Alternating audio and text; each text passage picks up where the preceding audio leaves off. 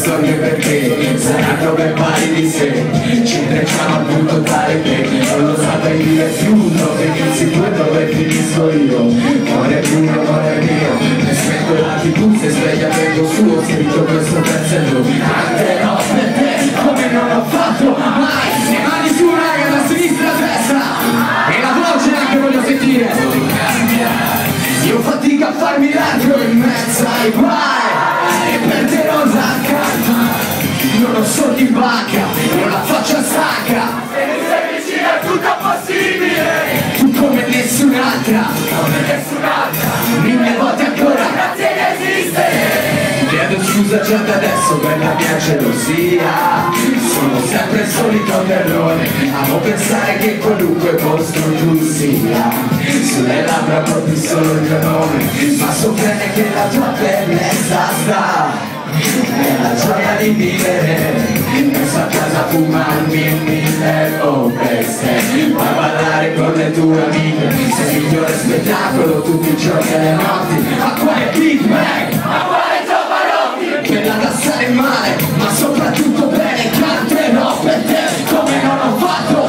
Le mani in sassari e la voce. Ma tutto cambia. Non vi sento raga.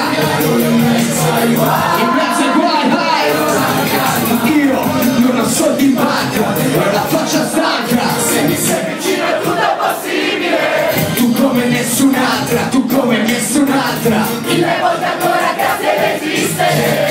È il dovere innanzitutto di essere sincera. Non hai bisogno di fingere, ma devi farlo solo se ne sei sicura. Mica ti devo convincere, i miei motivi che mi legano stretto a te. Basti questo anche perché saranno ben pari di sé. Ci intrecciamo al punto tale che non lo saprei dire più dove inizi tu e dove finisco io. Poi il giorno amore mio, hai acceso la tv se sveglia vengo su. Ho scritto questo pezzo e lo canterò per te come non l'ho fatto mai. Il mondo gira e non si ferma, ma tutto cambia. Come cazzo sono le mani sassari? E la voce, la voce.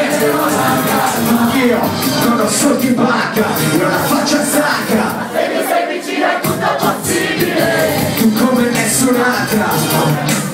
Tutti. 1000 volte ancora grazie di esistere. Voglio fare 2 dediche su questo pezzo. La prima dedica è a tutti i cantanti sudamericani di merda e al Pulcino Pio, perché il pezzo dell'estate l'ho fatto io.